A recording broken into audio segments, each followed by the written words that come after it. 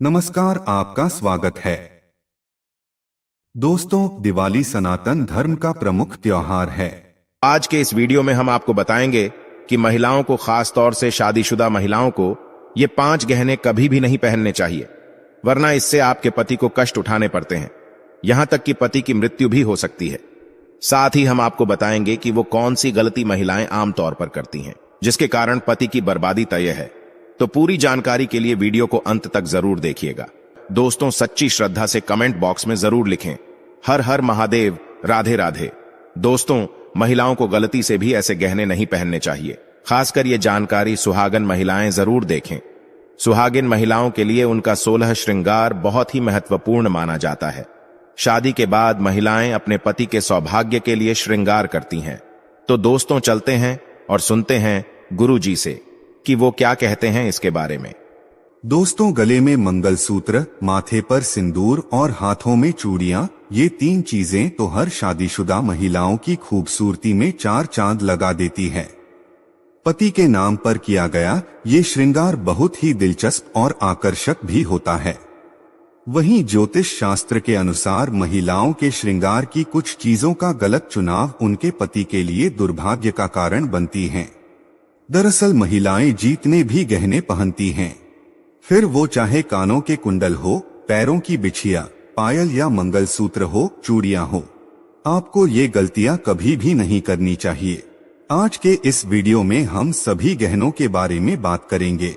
चलिए सबसे पहले बात करते हैं कानों में पहने जाने वाले गहने, जैसे कि इयररिंग्स, टॉप्स, झुमके, कुंडल। दोस्तों, कानों में ऐसे कुंडल पहनने पर आपके ऊपर कष्ट आ सकते हैं।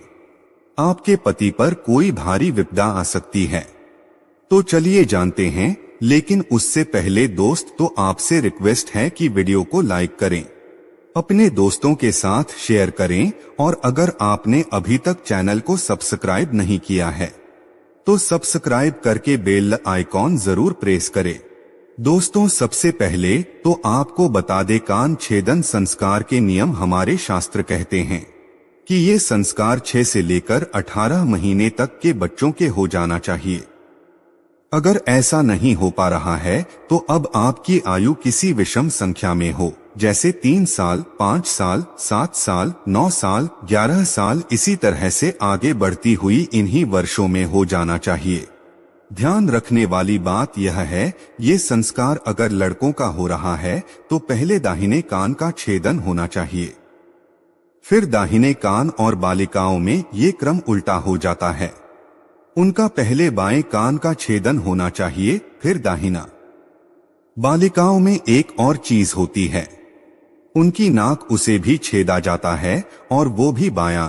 यहाँ पर सबसे खास बात यह है, शास्त्रों में स्पष्ट बताया गया है कि लड़कियों की नाक के बाएं ओर के हिस्से को छेदना चाहिए, सीधे हाथ की तरफ ना कभी भी नहीं छेड़नी चाहिए, वरना इससे दोष लगता है। दोस्तों, कानों में कुंडल पहनने से महिलाओं तथा बालिकाओं को स्वास्थ्य रोग, सिर दर्द की समस्याओं से छुटकारा मिलता है। ज्यादातर ये देखा गया है कि जिन महिलाओं तथा बालिकाओं के कान में छेद होता है तो वो इन रोगों से बची रहती है। साथ ही साथ इनके सोचने की शक्ति और याददाश्त और बढ़ जाती है। दोस्तों, शास्त्रों के अनुसार कान में ऐसा कुंडल किसी भी महिला को नहीं पहनना चाहिए। लगता है सबसे बड़ा पाप, और लगती है ये घातक बीमारी। आजकल देखा जाता है कि ज्यादातर माताएं बहनें नकली धातुओं से बने आभूषण को धारण करती हैं, जिससे उन्हें तमाम तरह की परेशानियों का सामना करना पड़ता है। आपको सलाह दी जाती है कि इन चीजों से हमेशा बचें और लंबे समय तक इन धातुओं को कभी भी ना पहनें। आप कानों में कुंडल अगर पहनती है तो सोने तथा चांदी के धातु का ही प्रयोग करें। अगर आप कानून में किसी और धातु का प्रयोग करते हैं तो इससे आपके सभी ग्रह बिगड़ सकते हैं, आपके ऊपर दोष लग सकते हैं, यहाँ तक कि आपके पति पर सबसे बुरा असर पड़ता है।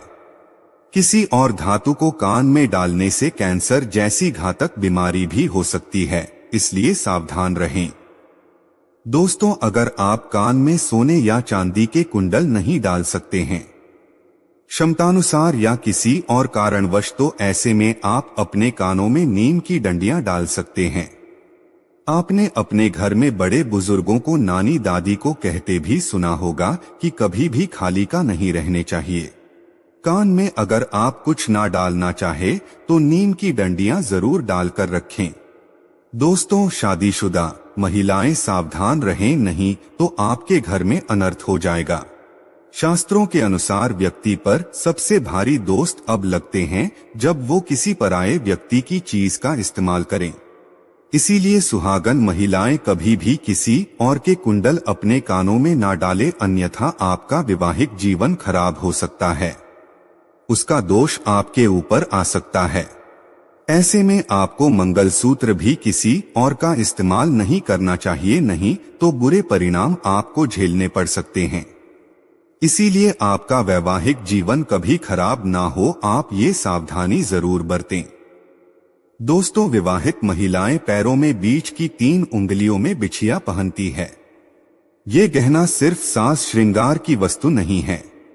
बिछिया शास्त्रीय दृष्टिकोण से जितना जरूरी है, दोस्तों वैज्ञानिक दृष्टिकोण से भी उतना ही अच्छा है, क्योंकि ये साइंटिफिकली प्रूवन है कि दोनों पैरों में बिछिया पहनने से महिलाओं का हार्मोनल सिस्टम सही रूप से कार्य करता है। बिछिया पहनने से थायराइड की संभावना कम हो जाती है, गर्भाशय में समुचित रक्त संचार प्रवाहित करती है। दोस्तों, आजकल के बदलते फैशन के चक्कर में लोग इन सब चीजों को पहनने से शर्माते हैं, तो आपको तो प्राउड से पहननी चाहिए। कोई अगर आपको टोके तो उसे प्राउड से बताइए कि कितने इसके फायदे हैं साइंटिफिकली। और साथ ही दोस्तों, शास्त्रों की अगर बात करें तो बिछिया पहनना बहुत ही ज्यादा जरूरी है, वरना इसका असर आपके पति की आयु पर पड़ता है। इसलिए ये गलती आप ना करें। चलिए अब आपको बता दें ये कैसी बिछिया आपके लिए अच्छी है और कैसी बिछिया आपको नहीं पहननी है। दोस्तों, सोने के आभूषण तो कभी भी कमर के नीचे नहीं पहनने चाहिए, ये हमने आपको पहले भी बहुत बार बताया हुआ है। साथ ही इस बात का ख्याल आप रखें कि कभी भी आपको ढीली बिछिया जो आपके पैर से निकल रही हो, बार बार ऐसी बिछिया नहीं पहननी चाहिए, क्योंकि माना जाता है कि इससे पति पर कष्ट बढ़ते हैं। तो अगर ऐसी बिछिया पहनते हैं तो अच्छा होगा कि इसे तुरंत आप बदल लें। और वैसे भी दोस्तों, ढीली बिछिया गुम होने का भी डर रहता है, हो सकता है निकलकर कहीं गिर जाए, तो ऐसा बिल्कुल भी शुभ नहीं होता। जब अगर आपकी बिछिया गुम हो जाती है तो ऐसे में मां लक्ष्मी नाराज हो जाती है, जिसका सीधा असर आपके घर की आर्थिक स्थिति पर पड़ता है और आपके पति को भी कारोबार में दिक्कतें उठानी पड़ती है।